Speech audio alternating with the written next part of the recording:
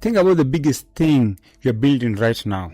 It can be your career, it can be your shot, it can be your skills in basketball, it can be maybe a business, it can be a team.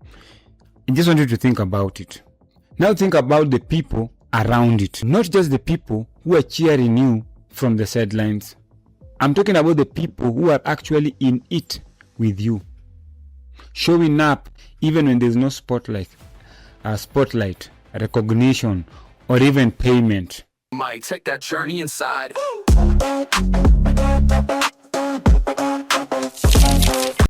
On last week's episode, I talked about the people you are assigned to. Today, I want us to talk about the people who are assigned to your vision.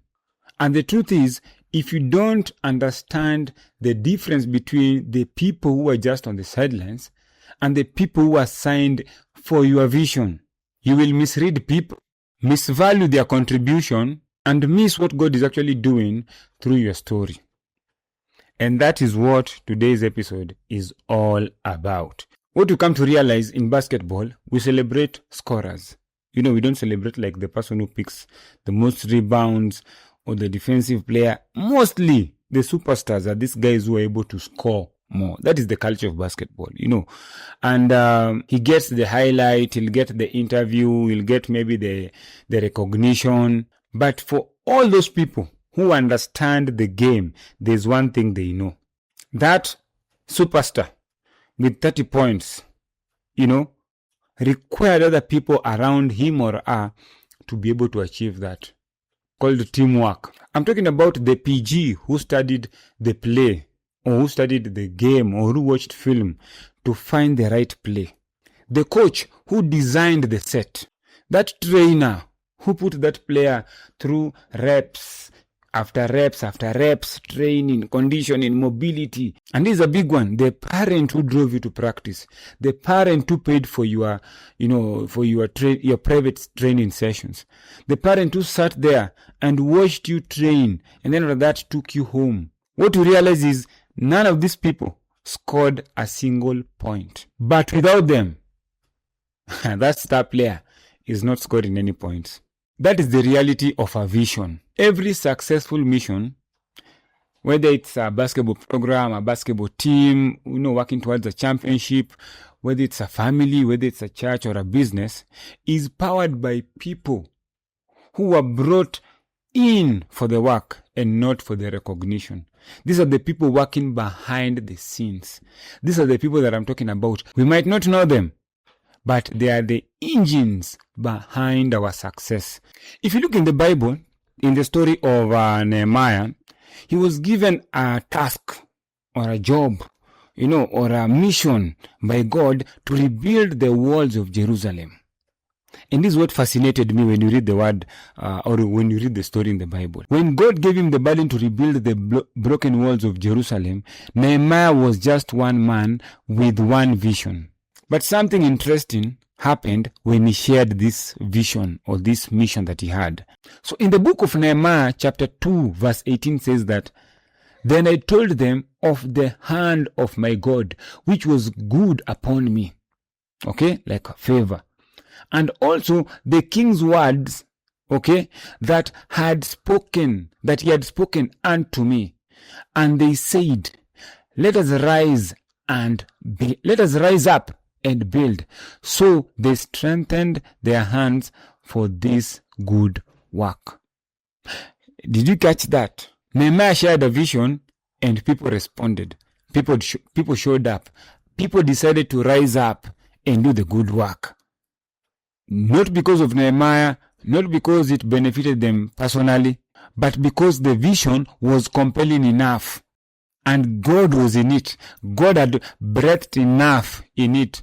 And because of that, they decided, majama, let us rise up and build.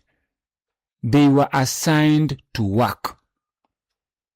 Nehemiah had the vision, but they were assigned to work. They were assigned to help Nehemiah achieve this goal, achieve this vision, this mission that God had set before Nehemiah. And if you study the word, you come to realize that that has always been the pattern. God will assign a vision to somebody, and then he'll send people around him or her to help him achieve that vision, to make sure that they're able to rise up and they're able to build toward that dream or that vision that God has given this particular person. You understand? And when you think about basketball, it is the same thing. You have a superstar, we have a super coach, we have a anybody in basketball, a super defender, anybody in basketball, you realize that they don't get where they are alone. There's this goal or this vision that God had given them to be the best scorer, to be one of the greatest players, But for him to get there, he needed people around him. At times, there are not people who are great like him, but there are people he needs to be able to achieve that goal. In the year 2010, I got an opportunity to go to Uganda because I heard that they were offering scholarships in this campus known as KIU, Kampala International University. So I get there, I look at the team, and I'm like, I can join this team. I can actually make this team. So I come back home, prepare, now I go and join the university. Immediately, I'm there, I'm working out.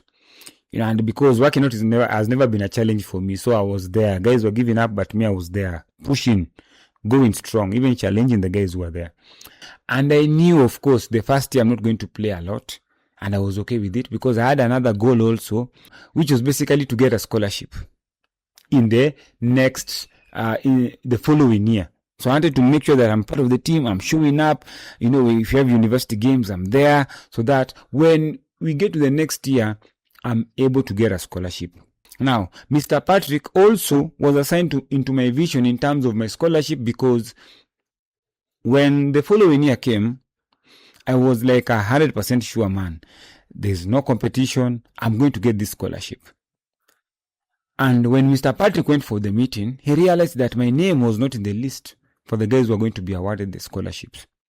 So he postponed the meeting, got into the meeting the next time, got me the scholarship. And when he was handing me the scholarship, he told me, hey, this coach did not want you to get the scholarship. He was called Coach Nimrod. So he had removed your name from the list. So when I noticed that, I had to make sure that your name is in the list and then now have that meeting again. These are people who are signed to my vision. And that is how I was able to get signed into the team, and that's how I was able to get a scholarship at Kampala International University. That's what I'm talking about. There's some people who will not be seen, will not be heard of, but these are people who are assigned to your vision. You must recognize these people. These are people who never asked for any form of credibility. They just believed in what you're doing and decided to show up in a particular way, whether it's a small way, a big way, but they decided to show up because these are people who were assigned to help you build that wall in your life. So they decided to show up, to rise up, and help you build. So here is what I want you to take from this. Vision is given to one person, but vision is carried out by many people. God rarely builds anything significant through one person. That is not how it works. He'll give you a vision, but then he'll assign people to help you put in the work, to help you build that wall. So remember, even though you got that vision, remember you need people around you to work that vision, to make it come to life. So I don't know if it's a coincidence, but if you think about it, even Jesus had a team.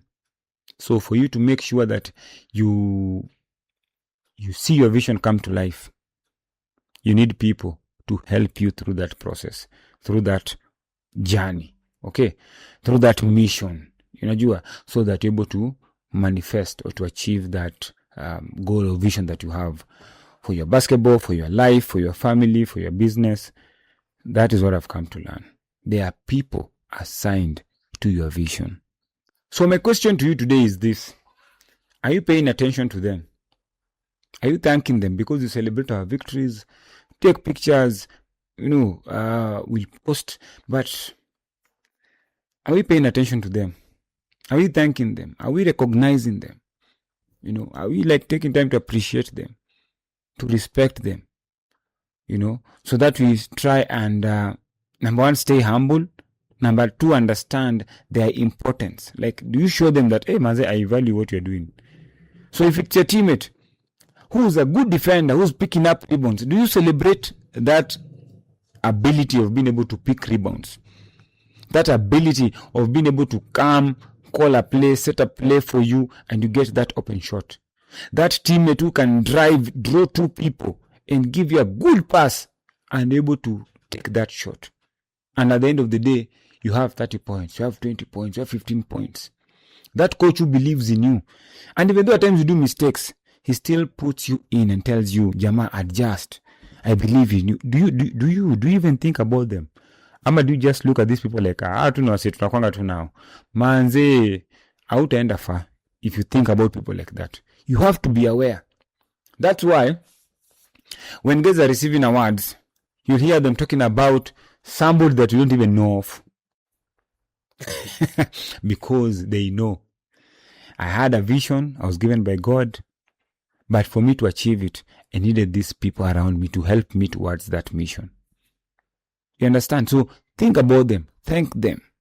These are people who are assigned to help you in your vision. Okay. So guys, I hope you got some value. And on the next episode, you're going to be talking about the 3rd type of person that you're going to meet along your basketball journey. Okay.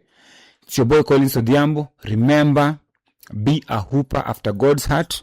And take note of everybody who was assigned to your vision. And don't take them for granted. Thank them, work with them, and they'll help you towards achieving your mission or your goal given to you by God.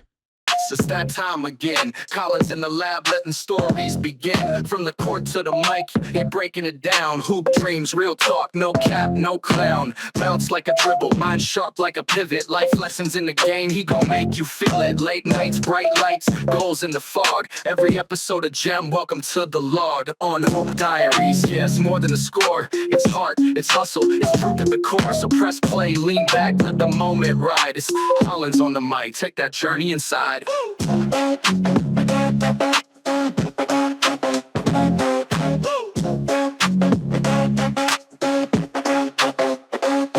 Lace up the kicks, it's that time again. Collins in the lab, letting stories begin. From the court to the mic, he breaking it down. Hoop dreams, real talk, no cap, no clown. Bounce like a dribble, mind sharp like a pivot. Life lessons in the game, he gon' make you feel it. Late nights, bright lights, goals in the fog. Every episode of Gem, welcome to the Lord. On Hoop Diaries, yeah, it's more than a score. It's heart, it's hustle, it's truth at the core. So press play, lean back, let the moment ride. It's Collins on the mic, take that journey inside.